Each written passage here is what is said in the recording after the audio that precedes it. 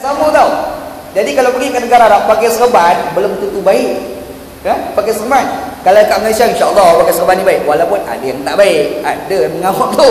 Dan tapi kebiasaannya pakai serban ni adalah baik. Yang kita nak timbulkan kalau pakai serban nak takabur dekat orang. Itu pakai serban tu sendiri boleh jadi haram. Tak boleh, ingat. Dia pakai serban tu, ekor serban tu panjang sangat. Nak tiru style Afghanistan. Orang Afghanistan ni pakai serban. Kita pakai serban 3 kali belik tau. Serban orang Malaysia 3 kali belik. Dia tarik sekali, kanan, kiri, dekat serban. Afghanistan, orang Pakistan 7 kali belik. Lagi terror serban ni pada serban kita. Nak tarik ke serban tu kena ada seorang pegang hujung. Tarik, besar bakul. Cerita orang Arab, orang Pakistan. Kita pun tengok, wah, hebat orang Pakistan pakai serban. Besar, kita pun carilah serban. Style Afghanistan, style Pakistan. Dia pun beli. Mari sini belagak.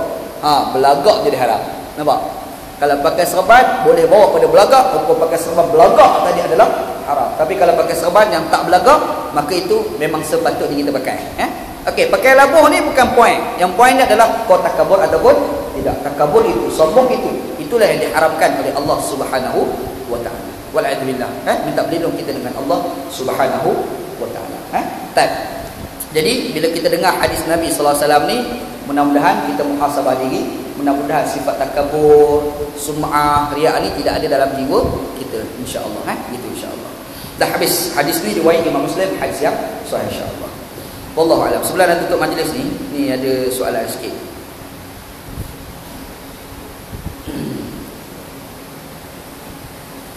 Okey, anda jawab sini dulu. Ada seorang muslimat tanya soalan. Dia kata kalau suami dia tak solat tapi semua dia baik, kerja dia baik, semua baik, lepas tu duit yang dia dapat tu, adakah duit itu adalah duit yang haram? Ada soalan. Dia tak sembahyang suami dia ni, tapi semua okey, kerja halal, ambil duit rezeki semua yang halal. Satu je problem dia, tak sembahyang. Adakah duit yang dia dapat adalah duit haram? Jawabnya tak, duit itu adalah duit halal. Duit itu adalah duit yang halal. Anak nak pesan, kadang-kadang orang Melayu kita ni dia satu dogma, cara berfikir dia agak pelik sikit. Iaitu dia sebut orang perempuan buka aurat, semayang dia tak sah. Tak betul, mengarut fatwa. Nak bagi tahu, mengarut fatwa, pergi kata orang perempuan yang buka aurat, semayang dia tak ada pahala. Tak betul. Pahala dapatlah semayang, dosalah buka aurat tu. Nampak tak? Serupa juga ada orang yang tak semayang. Lepas tu dia kerja, duit dapat, duit dia adalah halal. Berdosa kita tak semayang. Duit tu halal lah, apa kait dengan tak semayang dengan duit tu? Ni boleh orang Islam Malaysia ni macam fatwa keluar.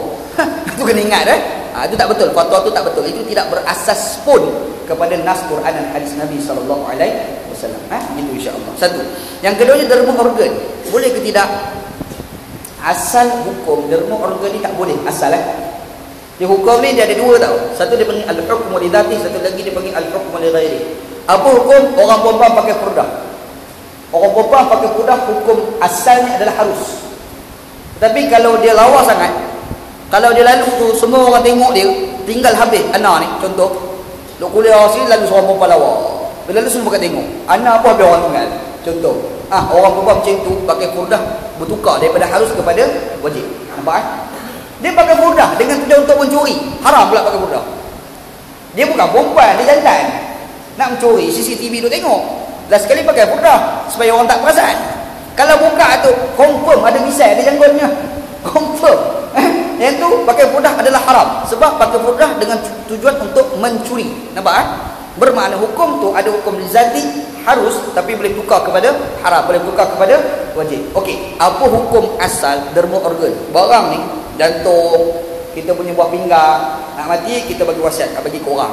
Hukum asalnya adalah haram, tak boleh. Sebab apa? Sebab kata Allah dalam Quran, walaqad karramna bani Adam, sesungguhnya kami muliakan anak Adam. Tetapi kalau kita tak bagi kepada orang yang memerlukan, menyebabkan orang memerlukan tadi boleh bawa pula kepada kematian, tak bagi itu pula adalah haram. Nampak kita nak mati, itulah lah, bagi derma jantung saya kepada orang itu yang memerlukan kan, bagi buah pinggang ni pada orang memerlukan, bagi itu adalah wajib pula. Sebab apa? Sebab kalau tak bagi mendatangkan kerosakan yang lain pula. Nampak hukum asal makan babi adalah haram, Tetapi kalau tak ada makanan lain kecuali babi dan tak ada cara lain lah untuk menyelamatkan nyawa kecuali dengan makan babi, maka makan babi itu wajib pula. Apa tujuan? Jaga nyawa. Faham Jadi serupa juga hukum kita derma organ kepada orang adalah haram. Tapi kalau tak derma menyebabkan orang lain datang mudarat, maka hukum bagi itu adalah wajib pula. Bagi. Tetapi keringat ada syarat dia. Apa syarat dia? Bagi bukan tujuan jual beli. Dia bagi bayar 3 juta, bayarkan anak saya nanti saya mati. Tak boleh, haram. Itu tak boleh. Dia kena bagi tu bagi betul, bagi hak terus. Cumanya doktor mungkin ambil pembayaran. Pembayaran itu sekadar untuk proses untuk perubatan. Itu tak boleh. Faham? Yang kita sebut ni jangan jadikan sebagai barang jual beli. InsyaAllah Malaysia jual beli organ ni tak kuat tau. Kalau pergi dekat India tu belum. Anda belajar kat sana dekat Pakistan, nak tengok jual organ ni sampai satu tahap ada orang miskin tu nak mati, kalau bagi air lah sikit, hidup kawan tu tak, dia pergi tengok, tunggu nak bagi mati dulu sebab fulus duit. Ni teruk dekat India. Benda tu berlaku dekat negara orang. Alhamdulillah benda ni tak berlaku di Malaysia. Alhamdulillah. Gitu insyaAllah. Dua. Yang ketiga, apa hukum berdakwah? Hukum berdakwah adalah fardu kifayah. Ada seorang ubat yang lain dah selamat dah daripada dosa.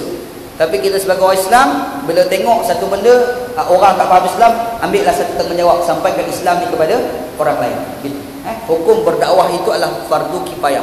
Ada sebahawa orang buat, maka yang lain pun sudah terselamat daripada dosa. Hukum dia begitu. Ini soalan orang perempuan.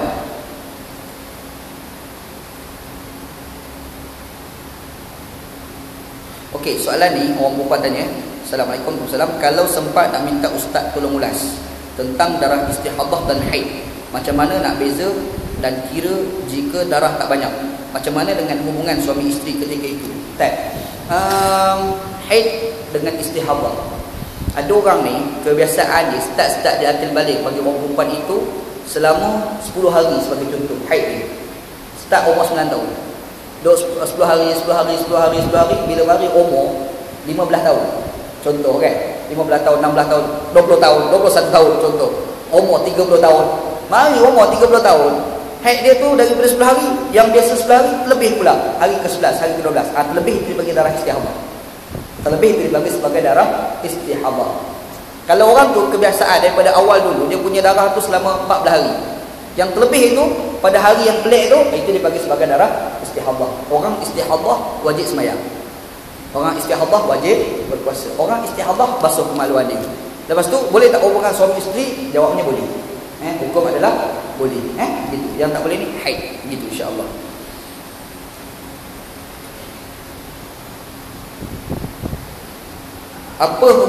Apakah hukum berkhatan untuk orang perempuan pandangan mazhab Syafi'i dan mazhab lain? Orang perempuan sunat. Apa hukum bersunat bagi orang lelaki adalah wajib. Kalau orang lelaki tak bersunat, berdosa orang lelaki itu. Dan orang yang mula-mula sekali bersunat adalah Nabi Ibrahim AS. Dalam hadis disebut Nabi Ibrahim AS bersunat menggunakan kapak. Ingat kalau kita nak buat klinik, bubuk kapak ke depan, memang tak laku klinik itu. Walaupun kata ini sunnah Nabi Ibrahim, tak payah. Orang tak masuk kedai. Orang tak masuk klinik. Orang bukan takut sunat tu, orang takut tersilap potong. Jadi masalah besar kan. Tapi sunat, bersunat bagi orang lelaki, berkhatan bagi orang lelaki adalah wajib. Semua orang lelaki wajib. Cuma khitan bagi orang perempuan, ulama khilaf khitan bagi orang perempuan. Dalam mazhab Asy-Syafi'i, berkhitan bagi orang perempuan adalah sunat. Ingat, dalam mazhab Syafi'i, mengikut fatwa Sayyid Tantawi, bekas Syekhul Azhar yang meninggal kan, dia punya fatwa khitan bagi orang perempuan adalah haram. Lagi best fatwa dia, haram terus. Itu Sayyid Tantawi, berarti dah Syekhul Azhar. Mengikut fatwa Dr. Yusuf Al-Qaradawi, hukum khitan bagi orang perempuan adalah makruh. Dalam mazhab Asy-Syafi'i rahimahullah, khitan adalah sunat. Dalam mazhab lain harus. Nak sunat betul tak sunat betul bagi orang perempuan. Adapun bersunat bagi orang lelaki adalah wajib. Faham insya-Allah. Tu adalah cerita di bait hadis tu panjang. Ana ni bila orang tanya ana pasal khitan perempuan, ana boleh jawab spontan dengan mazhab, sebab masa ana duduk kat Mesir tengah ada bergaduh isu ni. Kat Mesir tu bergaduh. Ulama ni debat sebab kerajaan di masa tu nak buat keluar satu qarar, satu undang-undang mengharamkan bersunat pada orang perempuan kat Mesir. Macam tu. Last sekali ulama dia berdebat-debat sampai tulis kitab. Betul anda tahu tu cerita hukum khitan orang perempuan. Wallahu a'lam. Sallallahu ala sayyidina Muhammad wa ala alihi wa sahbihi ajma'in. Walhamdulillahirabbil alamin. Bismillahirrahmanirrahim. Alhamdulillahirabbil alamin wassalatu wassalamu ala asyrafil mursalin wa ala alihi wa sahbihi ajma'in. Allahumma rzuqna ilman nafi'an, ya Allah, ya kami rezekikan kepada kami ilmu yang memberi manfaat, wa amalan salihan taqabbala, dan amalan yang saleh dan amalan tersebut diterima, wa rizqan halalan thayyiban, dan rezeki yang halal dan rezeki tersebut baik.